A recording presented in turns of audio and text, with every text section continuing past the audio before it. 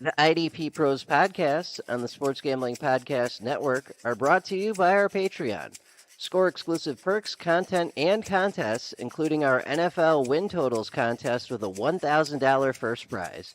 Join today at sportsgamblingpodcast.com/Patreon.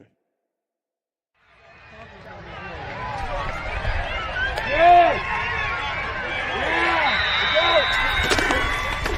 Go! Run him, run him! Stay on him, stay on him! Sack on the ball! The IDP Pro Players Pod is a proud member of the Sports Gambling Podcast Network, home of the hottest, smartest, and fastest growing sports gambling and fantasy football providers in professional sports entertainment to date. And now, without any further delay, here's your veteran, infamous No Dirty O in-season and senior IDP pros, Johnny the Greek and Gary, the IDP tipster, coming off the edge as always with their deepest standard league NFL defensive takes.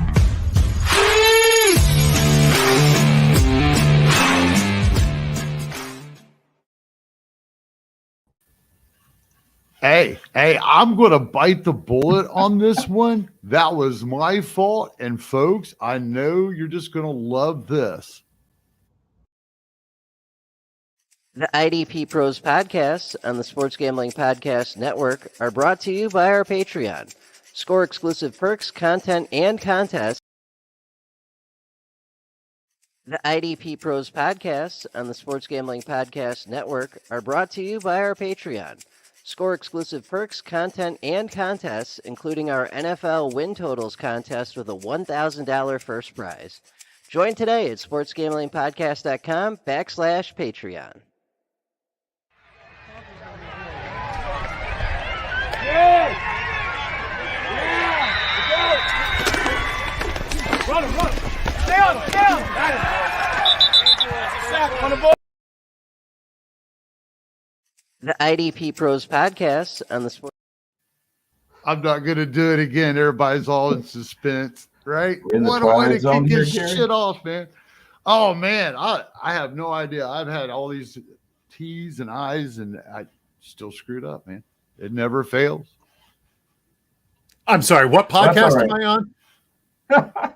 I'm not even Getting sure defensive. Anymore, but this is supposed to be the IDP Pro Managers Pod every Friday. Well, not every Friday, because next week we won't be here with you, and we weren't last week due to technical issues. But most Fridays in the offseason and the NFL season, Kraig, that is myself, and Gary, the IDP tipster, come to you at 10 a.m. Eastern to go over news and notes and IDP relevant information for your leagues. But as you can see, we have one of our favorite guests back on the show with us, the man with the golden voice and the golden heart. And we have JJ Wenner. JJ, thank you for joining us again. Oh, thank you for having me. I'm so honored to be on the show today and that you guys would think of me. So thank you very much. Gary, you all right? You ready to go over there now? No, man. This one's hard to recover from, man. This one. I had all this shit planned out, man. I'm about ready to cry. Oh, it's all right, buddy. You'll be all right. It's all right. Don't cry too much. I'm not. I'll get over it, man. The injured reserve for the show here. Crying too much. Yeah. This one's going to be fun to edit.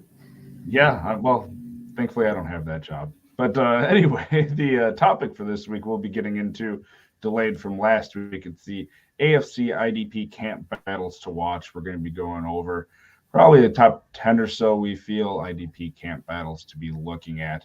But before we do that, we do have news.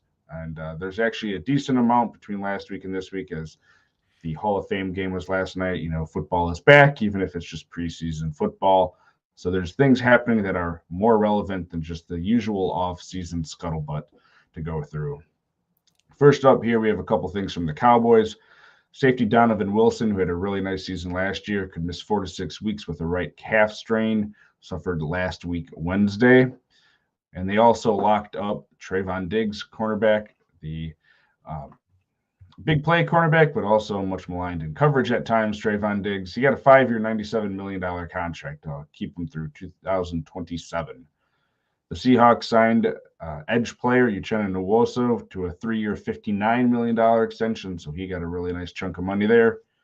The Bengals re-signed, it's an extension for defensive end Trey Hendrickson. He got a 1-year extension to keep him through 2025.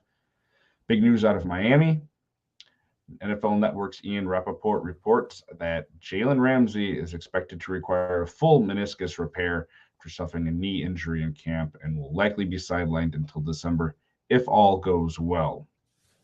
In a couple depth moves, we got linebacker Deion Jones signing with the Panthers, and the Steelers signing linebacker Quan Alexander, most recently from the Jets. He got a one-year deal with the Steelers there. The Vikings locked up Danielle Hunter for this season. They appeased him after only having him signed for like $5 million or something like this. He got a one-year boost to about $20 million. So they'll be keeping him this year and keeping him happy. Very interesting news with the Dolphins, too, sort of related to the Jalen Ramsey injury, is Eli Apple, formerly of the Bengals, has signed a one-year contract with them. So he and Tyreek Hill should be having a lot of fun in practice together.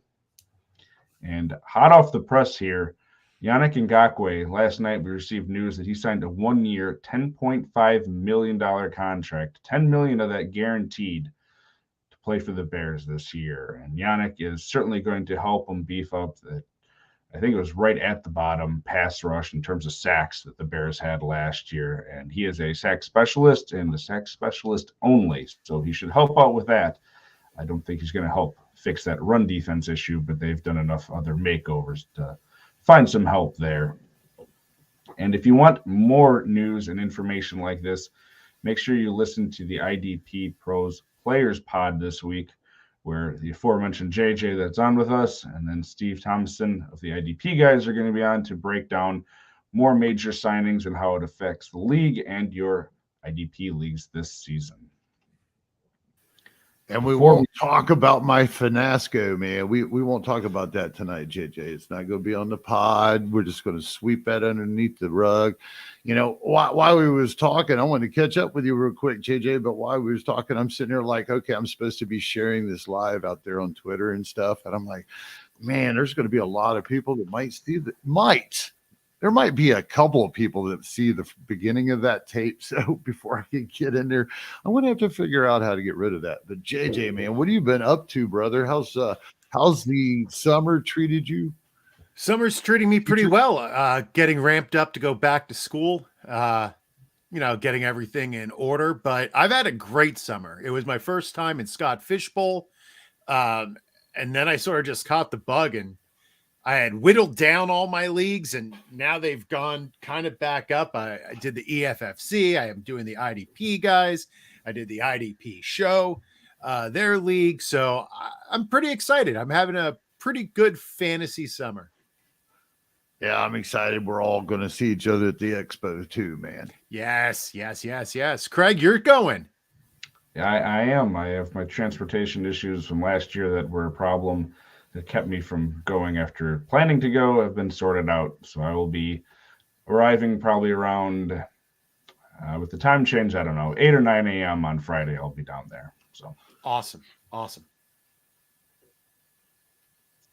Well, before we get into our news, we have just more for Gary to edit out, apparently. We're going to be having the SGPN football doc. You can find him at SGPN football doc. Sebastian is going to be giving you a little bit of a tidbit of information about the Browns linebackers injuries that are going on. This IDP Pros podcast segment is brought to you by the SGPN Fantasy Doc, Sebastian Fearon. Sebastian is an Army veteran, a doctor of physical therapy, and a strength and conditioning specialist, and he'll be helping us with injury information all season long on the IDP Pros podcast. You can follow him on Twitter at SGPN Football Doc, all one word.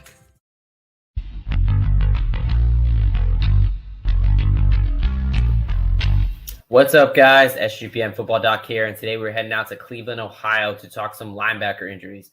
That's right. Last season, the Cleveland Browns linebacking corps got absolutely decimated by injuries, and we were talking two guys coming back from major injuries in linebacker Anthony Walker and his running mate Sione Takitaki.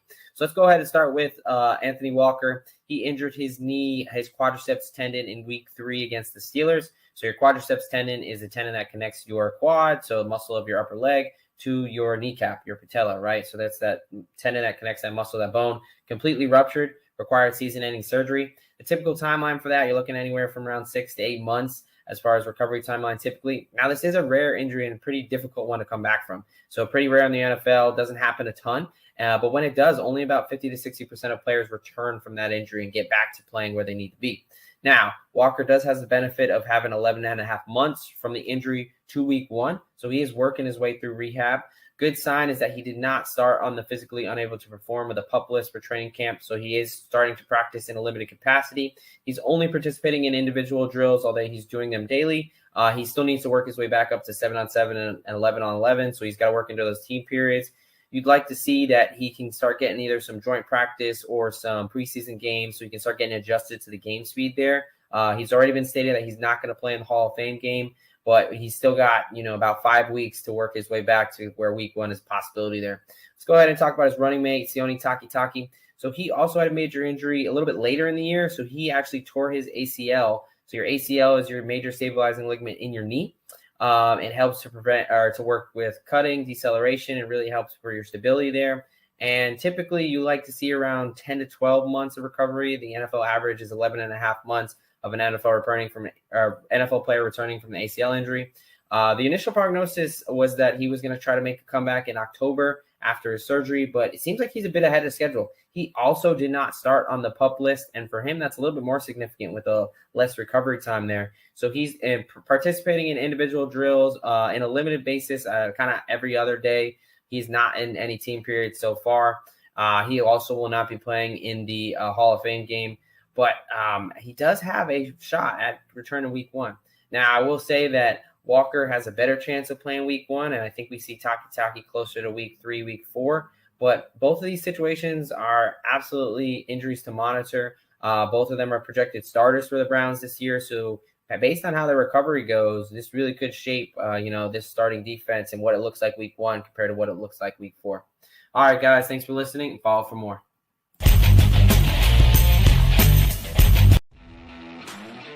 The IDP Pros podcast on the Sports Gambling Podcast Network is brought to you by our Patreon. The Sports Gambling Podcast Patreon is perfect for the die-hard degenerate. Sign up for the Patreon to get access to exclusive contests, including the NFL Win Totals contest with a $1,000 first prize. Plus, we've got a monthly SGP Stories podcast, which is an ad-free, uncensored show highlighting the best stories from decades of being degenerates. There's even a Discord channel just for our patrons. The Sports Gambling Podcast has and always will give out all their picks for free, and the Patreon is a great way to support the network and fight back against corporate gambling. Join today at sportsgamblingpodcast.com/Patreon. That's sportsgamblingpodcast.com/Patreon.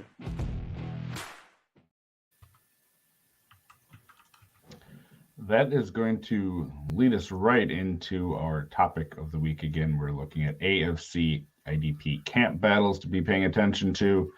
First up on our list, anyway, was the Browns linebacker 2 here. So, Gary, I'm going to throw it to you because I know you hadn't had a whole lot of excitement previously over how things were with JOK and what he had shown. It kind of seems like he's going to be the first guy there, and it's leaving these two that were discussed in the video by Sebastian, Anthony Walker, and Sione Takitaki as potential LB2s, both coming off major injury. Do you have more hope for either one of these being healthy and then being productive? That's the second part for IDP managers this year. Well, I'd have to say by track record, I'm more interested in Takitaki because he has a little bit less injury history between the two. I also like how he had an opportunity last year. Coaches really liked him, of course. But when you checked it out on film, he looked freaking solid. So I think these two are probably going to have this role. They're going to split in the end. I don't see Anthony Walker finishing the season. I'm a disbeliever that he's going to. I've been avoiding the whole situation. I know I've had a lot of questions of people asking about that. So I was very thankful for Sebastian, SGPN Doc, to get that together for us, man. It's going to be great working with him this year. But I don't know, man. I don't know who to throw that dart at. What are you thinking, JJ? I really don't know. I generally avoid guys coming off major knee surgeries. I don't like drafting them that first year back. I usually try to wait until that second year, maybe a little bit later in the season to see what they have going. But I don't know. With both of these guys being banged up, is there a third guy who could sneak in here? I'd like to think that Jacob Phillips would be able to. I mean, he was drafted as like a third rounder, I think, a couple of years ago, and he's had injury problems himself. I mean, it's just been a complete mess. And he showed out a little bit, I think it was last year when he was healthy, but I think that's when he got hurt again, or it was the other way around and he played at the end of the year. He was a great prospect coming out of LSU that just hasn't been able to stay healthy and win a job. So I think it's sort of the same problem with him as the other ones.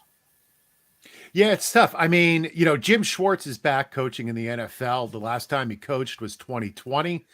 And his linebacker that year was Alex Singleton, who was the LB8 from week 4 on as soon as he got the starting job. So whoever gets a good role here, it might be worthwhile. I just don't know who it's going to be at this point. They got a strong side linebacker position too, so both of them will probably see if they're actually healthy at the same time or can pull this off during the 4th, 5th week of the season. I like the outlook of the secondary. That's all this does. Only thing I'm kind of targeting off of this, pivoting off of that, would be the secondary. Besides our standard Jadarius Smith and Myles Garrett shares, but I don't know. I just can't get excited. I know they're both healthy. I'm glad Taki's back in the mix early. That's what I'm glad, because I kind of like to see that kid get a shot. And just for a little bit of added clarity, to look it up to make sure I was correct, Jacob Phillips in 3 years has played in 9, 4, and 7 games, which just isn't going to get it done for you because you're not on the field. Whether in real life or for IDP. So certainly going to be an interesting one next to JOK. Speaking about some bigger names, though, we're moving to the Colts. And JJ, I'm going to go to you first for this one. We got Shaq Leonard, the darling from probably, 4 years ago now, when as a rookie, I think he was the linebacker 1 in most places. We got Zaire Franklin, who's shown up pretty much in his absence the past 2 years, especially this past year. Now that Bobby Okereke has gone off to the Giants, we got sort of these two in the middle there. Which one of the two are you trusting more, and do you think they'll be an LB1 on the season? Also looking at EJ Speed, who's also there. I mean, if we're going to throw another guy into the mix, but of the three of them, the only one who's fully practicing is Zaire Franklin. EJ's been hurt. He's missed some practices. Leonard hasn't resumed contact yet. Again, going back to what we just said about the Browns, I'm all about, believing in players coming back from injury. But, we're not talking about an Achilles. We're talking about nerve damage in his back. I don't know. I'm staying away from Leonard completely until I hear that he is participating in contact drills. Because until he can tackle somebody and take a block, I don't believe that he can do it. Doesn't matter for us if you're not on the field able to do it. That's certainly true. So Gary? I would have to say Zaire Franklin. Obviously, that's the only one standing. Well, I would say that Leonard's the underdog. The IDP Pro podcasts are brought to you by Underdog Fantasy. Best Ball Mania 4 is here, and Underdog Fantasy is giving away $15 million in prizes. And there are plenty of ways to win with NBA, NHL, and MLB player prop parlays as well. Head on over to UnderdogFantasy.com and use the promo code SGPN for a 100% deposit bonus up to $100. That's UnderdogFantasy.com, promo code SGPN. But I'm definitely going to go with Franklin at his ADP and not risk, even though I can get Leonard a little bit later. I'm not going to risk that, in some best balls or something. If I can get him cheap in some dynasty league drafts or something, but I just I don't know if he's going to have to earn it again. You know, there was a lot of little issues compiled on everything. So like you mentioned, he is at practice and he's dressed. He's just not contacting, and they're not even sure when that'll be for sure. Hopefully soon we'll see something. Kraig, who are you interested in this situation? I mean, it's a highly productive position, whoever ends up getting it. We've seen it with Okereke and Leonard both working in it in full production, and you still have LB2, LB1. But Leonard was always that really top ceiling LB1 at that time period, you know. So how are we looking at two of the healthy dudes? Are one of them going to get a snap advantage over the other, or? I mean, you'd have to sort of look back at last year if you think they're both going to be healthy, or if we get that indication later this month for the season. Franklin and Okereke were both fine to start for the most part last year, and you'd be fine with them certainly as an LB2 anyway. So if they're both on the field with Shaq and Zaire, yeah, I'm fine with plugging them in as an LB2 if they're both healthy. If not, it probably bumps Zaire up a little bit just because we've seen him consistently do it before, and then there's just less of that no talented second linebacker next to him. EJ Speed could be that guy. He filled in nice last year when he had his opportunities, but we really haven't seen a long stretch of games with him doing the same thing on it. So I'd be a little bit more hesitant to be counting on him to do that. But if you were plugging him in that situation as your LB 3 or 4 or something like that, yeah, I think that'd be perfectly fine. There's just a lot of, and that's why we're talking about him here, injury question marks throughout the league right now. And it's, at the start of August, the real games are about a month away. We got to start making these decisions for our teams coming up. Another one here. This one isn't so much injury based, but it is a crowded situation for who the LB2 for the the Bills is going to be for us.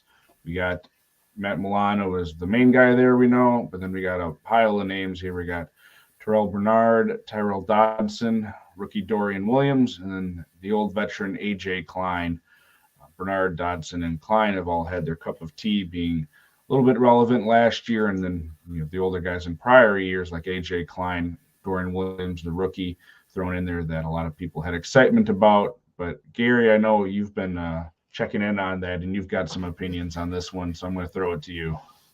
Yeah, opinions, right? All right, so just thinking about Dodson, apparently the report was last week. Of course, we know how early camp reports go, or just not last week, a few days ago. Dodson was getting the run at the middle inside linebacker position, So, of course, that news is out. I'm sure the ADP adjusted a little bit, but, it is early. And the recent reports now are Bernard's now doing it more at middle of linebacker with the first team. And for those people that was wondering where the rookie might be, he's actually just he's practicing behind Milano at the weak side. So we still got a long ways to go here, a few weeks. As you mentioned, there's injury concerns always in preseason. And then at the same time, everybody's trying out for a job. It could end up being neither one of these guys. What happens if Milano shifts inside? He can play the middle. I don't know if he can take a beating, but he is a little bit older, a little stouter in his age, so he could take that middle. And what about that rookie stepping in on the weak side and playing for Milano? It could be a blind side. I don't know. You got anything on that, JJ? What do you think? Well, I think the biggest story about the Bills right now is their coaching situation on the defensive side. Leslie Frazier stepped away from the team. He didn't quit. He wasn't fired, but he just left. He's been touring other training camps. He went to the executive training program that the NFL hires. He's trying to become a head coach, but he walked away from the team. So one thing about a Leslie Frazier defense is that they were predictable. Now, they executed at a high level last year, but they used 2 linebackers on 96% of the plays last season. They ran the same formation over and over and over again. And what happened is that they were successful throughout the regular season. But what did we see happen in the postseason year after year is that they let up tons of points. So I wonder how much this defense is going to change. I know Sean McDermott said he's going to be calling some plays. So I don't know. I think a lot of this is going to be up in the air as to what the Bills are actually going to do. Now, I mean, Dorian Williams isn't in the mix. You know, Brandon Bean already said that. AJ Klein is AJ Klein. The next year he has a good year will be his first year that he had a good year, right? I mean, he hasn't had a PFF grade over 50 since 2018. Cardinals. That's a long time ago. Yeah. So I don't know. I'm going to lead Bernard only because I like younger guys. I think he's more explosive than Dodson, but I'm going to be interested to see what happens with this defense moving forward. I think you bring up a good point with this, with McDermott calling the plays. Are we going to see a shift possibly? Could we get something out of this line where they're not rotating quite so much and somebody emerges like Ruscio, you know, an opportunity there? That would be great. I mean, just take his defense and just put pressure on everybody, because, I mean, that's why they gave up all the points in the playoffs. They get up against these high caliber offenses and, you know, you got to make the contact. You got to take that quarterback down. You just can't just get up in their face and wave at them. No.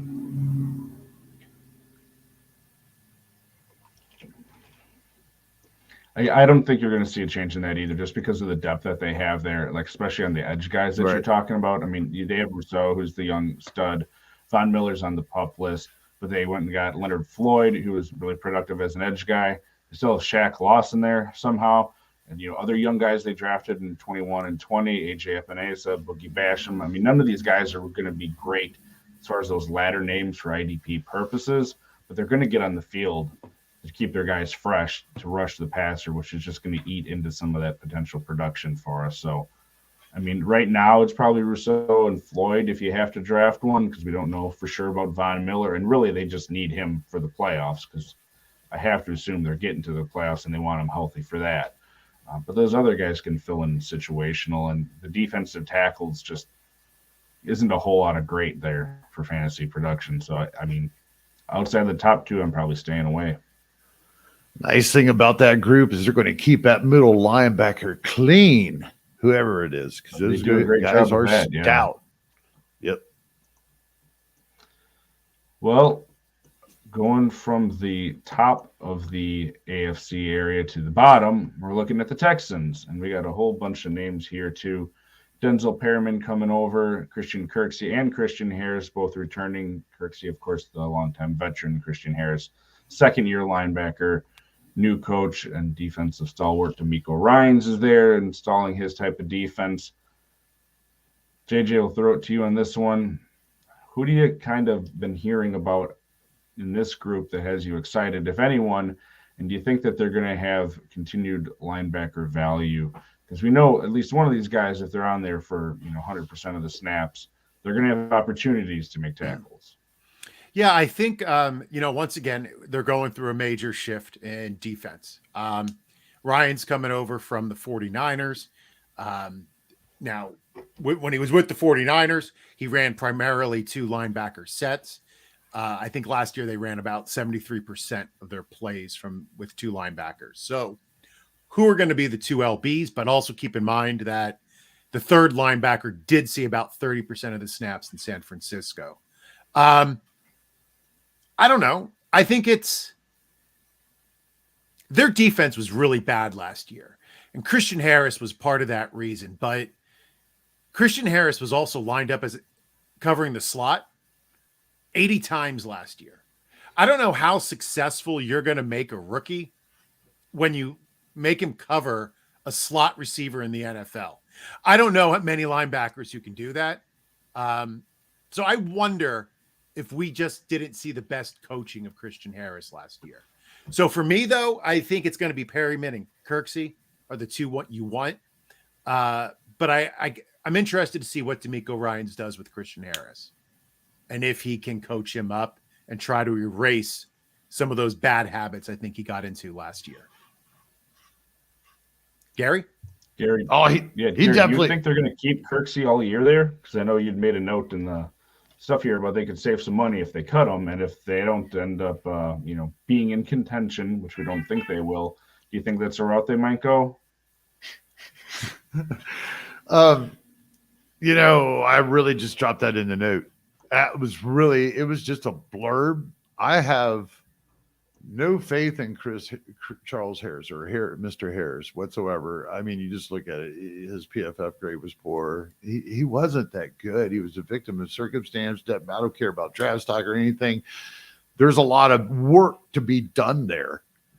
And, Kirksey has his issues in the past. Perriman's been solid the last few years. So, I mean, he's just been a mainstay. I think he might have had a couple of injuries, but hell, we've even had him as a really nice LB1 player a couple times, haven't we, for the last 2 or 3 years? Yeah. I just, I think that in the end, it's just like JJ said, it's Kirksey and Perriman. I think that they should probably keep both of them on the field 100% if they're healthy, considering that they're going through this transition, new defense, coach and all this. I don't like Harris. I didn't like Harris last year, man. We just talked about a third rounder from 3 years ago with Cleveland, right? That Phillips hadn't played. Yeah, that hadn't played shit. So I think that was his round, if I'm not mistaken.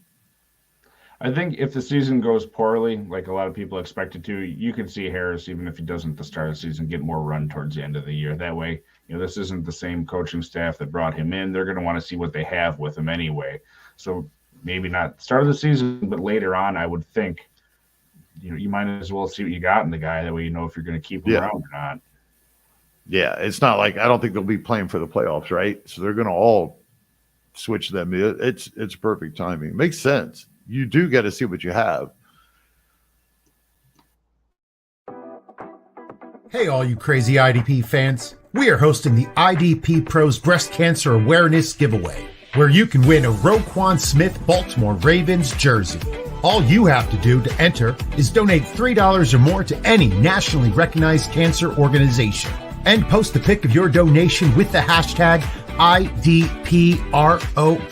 That's hashtag IDPPros. The drawing will be held on August 24th. Find more information on this podcast Twitter page or on any of your favorite IDP Pros accounts. Enter today and help us bring cancer to its knees.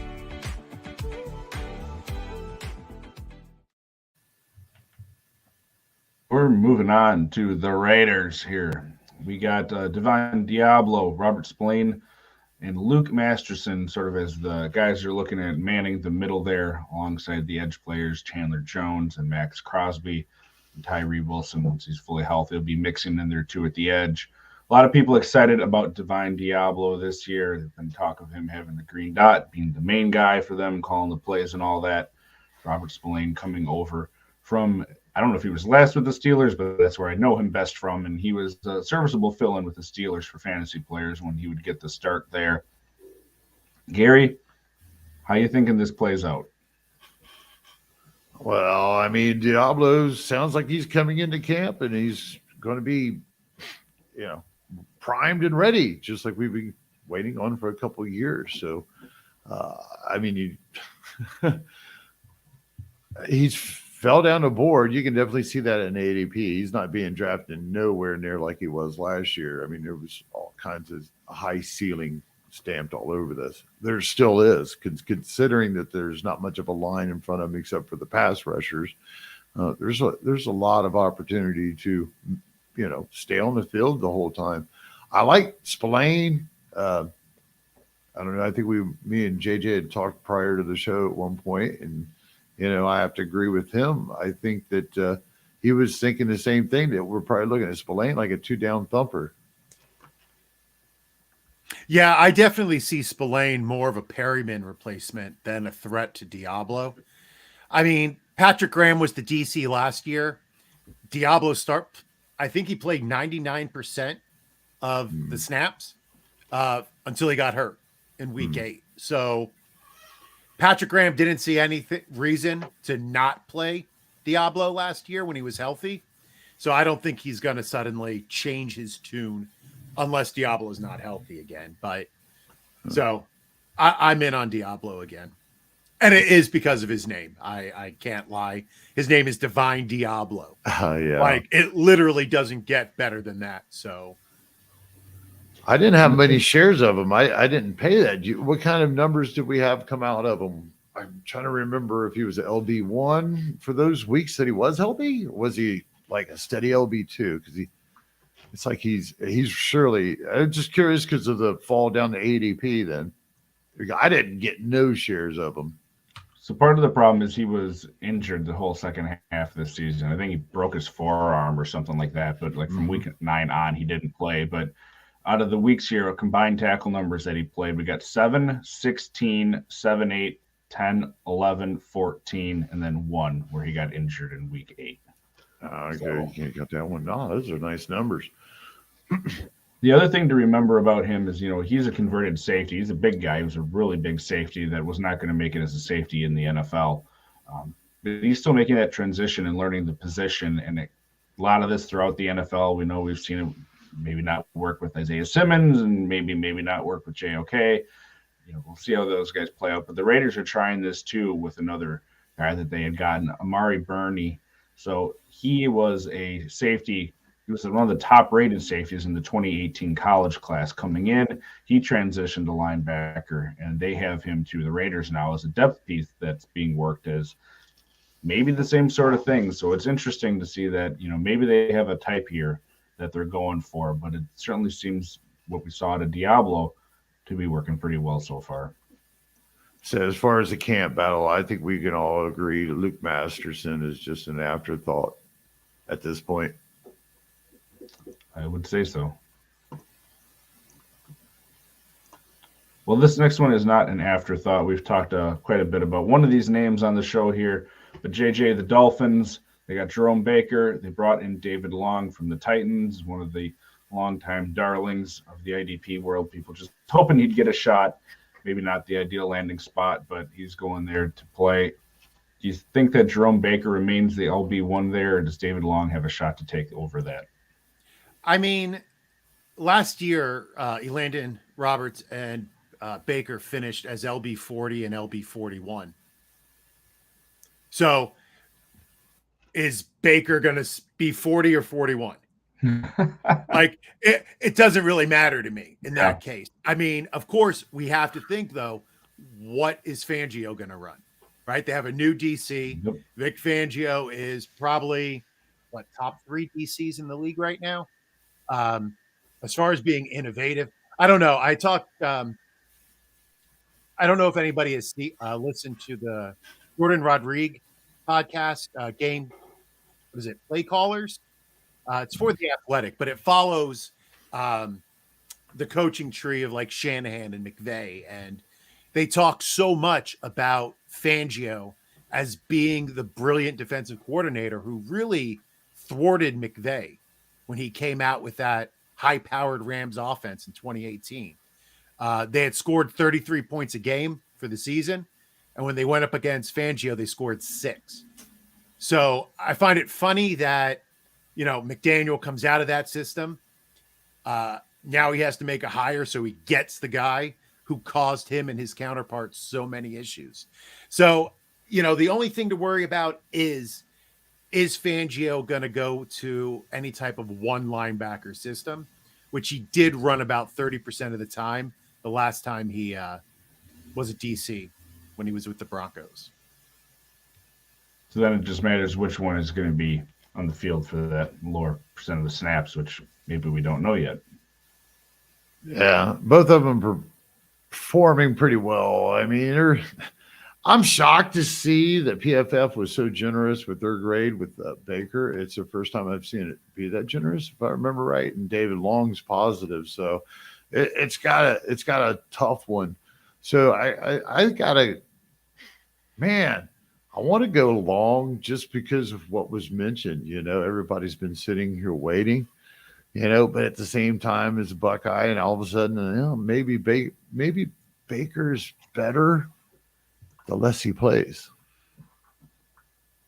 Who knows? But, my only concern with Long, though, is if that, he comes from Tennessee. Mike Vrabel is a great linebacker. right? Now the coach. Why? And we're going to talk about them in a little bit because they're going through their own little battles. Why didn't they just keep Long? Interesting. I don't know. Lure it away. They probably could have gotten him for about the same as they got Z's for, because I think the contracts are relatively similar off the top of my head. But yeah, that's an interesting point. So I don't know. I just when head coaches make a decision on a player, especially when they have played that same position, it speaks a little louder to me. I hadn't made that connection. It's just like the Ellis and the new defensive coordinator up there with Atlanta. You know, that's a hell of a connection to have. So that's I did not get that together. That is definitely one thing that I didn't realize how prevalent it was in the NFL is that, you know, the guys who you go against are so important to you. Who is Mike LaFleur, who just left the Jets, right? He was fired as OC. And he went back to the Rams as their offensive coordinator. And on defense, they signed Akilo Witherspoon, who he used to go against back in San Francisco, right? Like, it's these connections. So offensive guys know the players who cause them issues in practice. And I wonder sometimes if that's who they will then go after. I don't know. Right. Just the ramblings of an geriatric mind. I apologize. Hey, we all got it. Hey, it makes sense to me, man, because I believe in DC. Yeah, I could see it. I mean, I could see it. Yeah, I mean, if it works the one way, and we see that all the time, even down in Arizona, you know, Gannon did that with Kazir White, who he had familiarity with, even if he wasn't one of the main linebackers last year for production. Why wouldn't it make sense where, you know, the guy's been on the team, you could resign him cheaply if you wanted him, and the coach decides to go in a different direction? That's a very good point. So we'll see how it plays out there.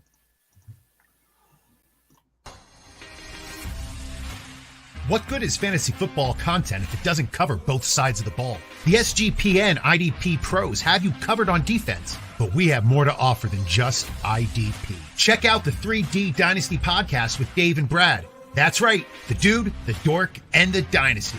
And follow that up with Heroes and Villains, featuring Justin Bruni and Andrew Robb. All of the SGPN fantasy football podcasts pride themselves on their actionable content. They bring the research and analysis you need to win your leagues. So help support SGPN and download the SGPN app and catch all of our premium fantasy football content.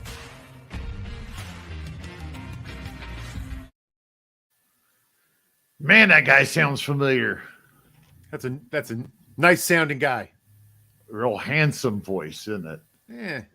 You'll have to bring him on the show sometime, Gary, once you figure out who that is. Oh, yeah. Maybe tonight. We'll have to see. Tune in to the IDPro Players Pod, and you'll see who's on the show.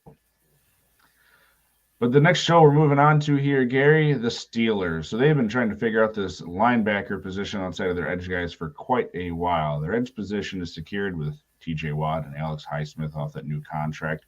They've completely revamped it. We mentioned they signed Quan Alexander. They also got Cole Holcomb over from the Commanders. They're still the Commanders for now, anyway. And then Landon Roberts over from the Dolphins. Gary, who are you liking out of this one? I know we've talked about Cole Holcomb. Just, again, another guy hasn't been able to stay healthy. So if I had to guess, if I'm reading your mind, which feels like a dangerous thing, I'm thinking you're going to say Landon Roberts. But who are you feeling? Well, you know, I'm still enamored with Roberts more than I am Holcomb. I have those trust issues. So, but I like this Alexander. And talking about the camp battles amongst what we have left here covering in the rest of the show. I mean, the episode, there's only this one and the Titans, which we're getting ready to hit on, that are really sticklers to me. When it comes to Alexander just recently signing, he's a hell of an athlete, man. He's, you know, a weak sideline to sideline coverage guy. They could stand that. He could fit into that Holcomb role. I could see it real nicely next to Roberts. But it just really depends. We're so Tomlin dependent on what he decides, and then he'll change his mind 5 times. So, I mean, my dart is at Roberts. Whose is yours at and at what ADP? I mean, are you going deep here, or are you going for a Holcomb at standard? Who are you asking here, Gary? Either one. Go ahead, I Jay. don't care. I don't think it really matters. And I know that's not a good answer. I know that's not what people want to hear. But, Gary, you and I talked about it. The linebacker usage in Pittsburgh varies so much from game to game that you don't know what you're going to get. They run more different formations and, I don't know, schemes on defense. Like we talked about the Bills maybe being too simplistic. The Steelers are the opposite end of that, right? The Bills were simplistic but good. Steelers, man, they're just all over the place. Like, I would focus that down a little bit. I think we're going to see two guys on the field a lot together. But last year, we had Miles Jack, Spillane, and Bush, and they finished as linebackers 56, 66, and 73, respectively. So, who cares? Like, are any of these guys, even if they play a lot, going to be worth that much? I don't know. I kind of like Quan Alexander. He did play for the Jets last year. I still have those memories of his like top LB days back in Tampa Bay. And last year was the first time that he was healthy for a full year. So hopefully he can step up. Yeah, I like it. I think part of the problem that they've run into with the Steelers, though, is that they just haven't had anyone they can count on to be on the field that much. Whereas if one of these guys does end up standing out as what they want, they're going to keep them on the field. Because Tomlin had tried to do that before, but with that mess that they'd run into with, Miles Jack and Joe Schobert last year, they gave up on the Devin Bush experiment.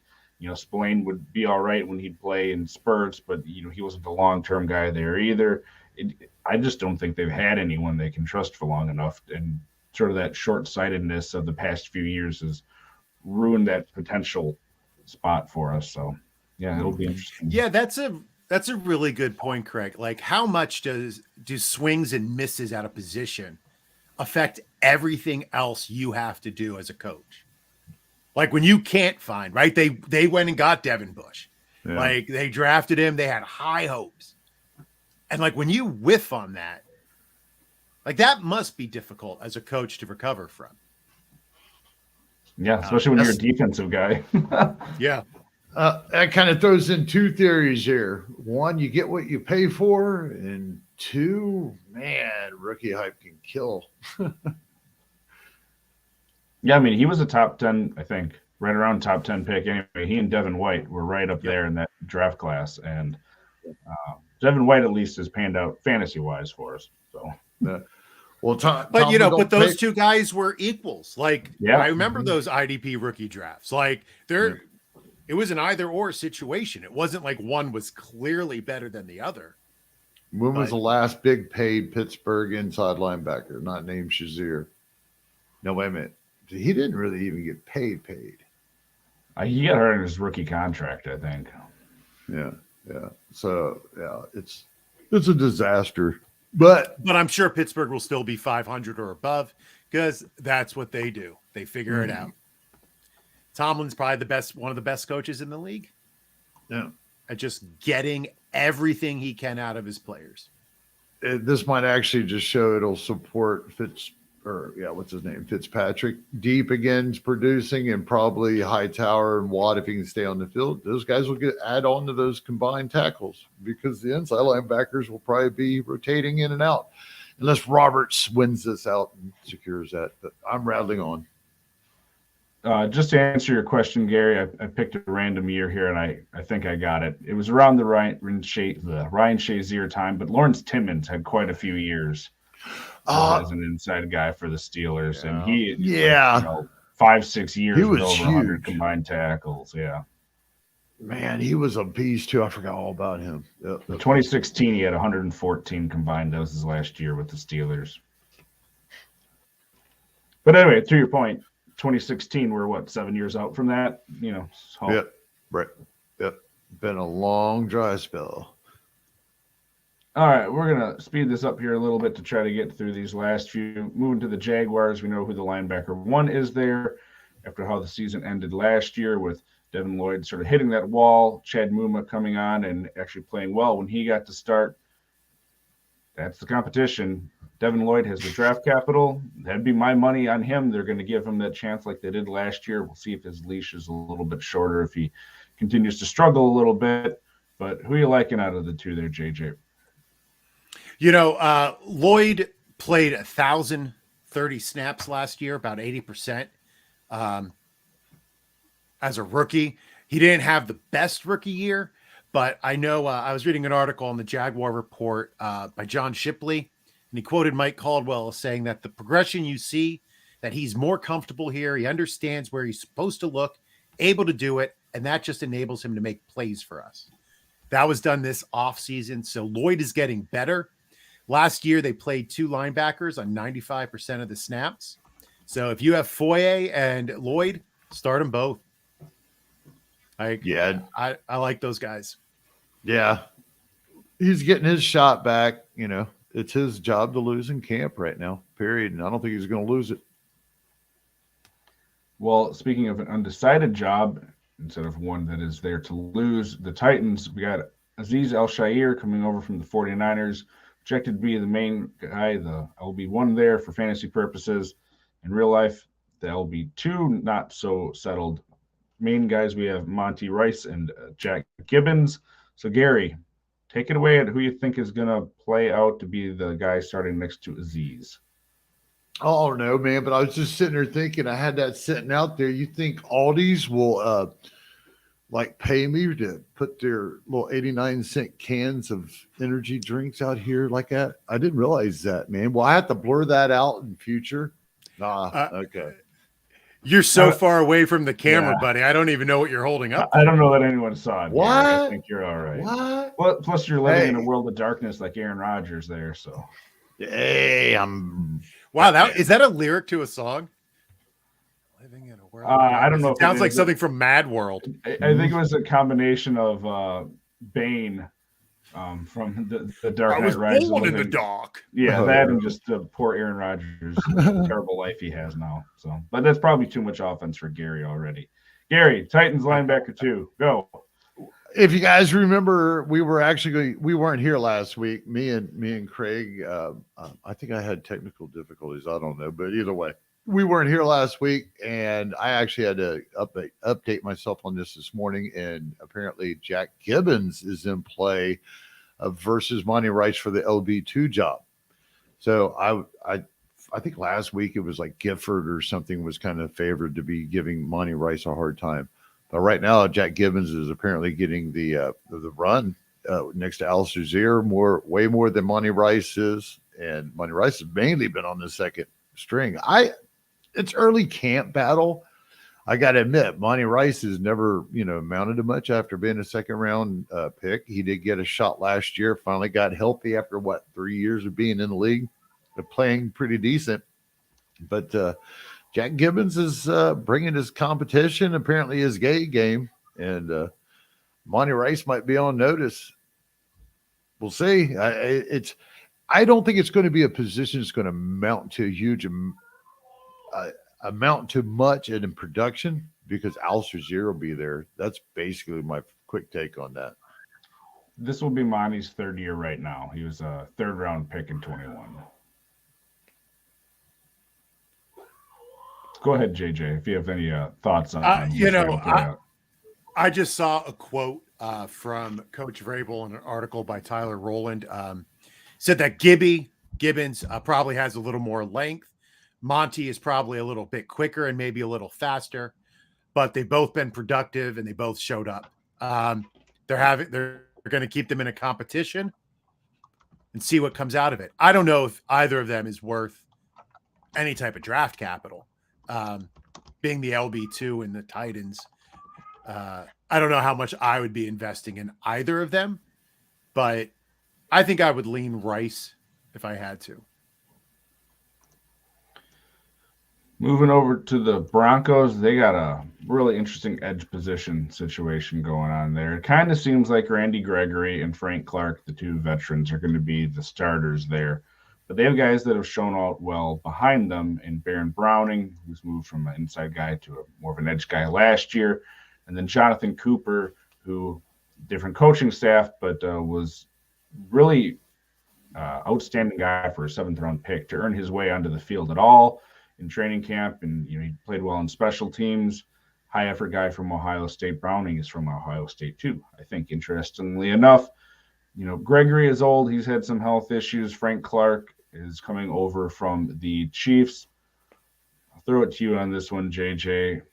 Do you have any interest in either or Gregory or Frank Clark more than the other? No, I'm not drafting any of these guys. I don't know. Frank Clark and Randy Gregory, that's quite a dastardly duo to have lining up at edge for a team. I'm not a big fan of either of them. So no, Gary, what do you think? I'm not really concerned in it. It's basically you're throwing your dart at your studs. So we have Frank Clark. I mean, he's consistent. Maybe in this he'll produce something in this system. When it comes to Randy Gregory, man, I don't know. I do like him, but I think at this point I might actually pivot since Clark's there. At least Clark's always on the field. And in sleeper, Browning has dual designation, which is always. I'll just say, as a Cowboys fan with Randy Gregory, I had a lot of hope coming in when he was drafted in the 2nd round. He could have been a lot higher of a draft pick. He had the talent coming out of Nebraska to be a top 10 pick in the draft, but he had issues that caused him to fall, and we sort of saw that play out. He's drafted in 2015. He's older than people think. He's turning 31 in November here. But he's played in 12, 2, 14. He had a missed year there fully in 2017 and 2019. And he had 10 games, 12 games, and 6 games. It's hard to put trust in him to, one, be healthy, and then, two, just get you that production. As talented as he is, he's never had more than 6 sacks in a season, probably partly due to health. He's a stay away from me, and it would be Frank Clark for me too. Hey, fellas, I'm that kind of guy, especially when I'm editing these things, when I admit it out loud to everybody. So I'm going to give a quick gist on the Ravens real quick. Tyus Bowser is currently not practicing. So your two Owe and Jobo, well, I'm going to screw that up. Why do they actually look at the draft board and go, I like the O's? It is that's how they pick shit. Anyhow. But these two guys they're pegged to really be productive if somebody can start getting some sacks off the edge like Justin Houston did just a few years ago. But to wrap this up, I know we're short on time, Kraig, so you're going to have to forgive me, man. But I wanted to get JJ's take on the Jets, which is mainly, I guess, a camp battle would have to be with your defensive edges. There's no camp battle. It's going to be a major rotation. You have Lawson, JFM, Jermaine Johnson, Bryce Huff, Will McDonald, the rookie, working in there. And I think I would sort of take them in that order. Lawson would be the main guy. 2nd year removed from his Achilles. Last year, 7 sacks. I think we're going to see an improvement this year. JFM is just a man. I love Jonathan Franklin Myers, man. He's a big dude in the middle, and he does a lot of the dirty work, and they bump him inside a lot, even though he is an edge.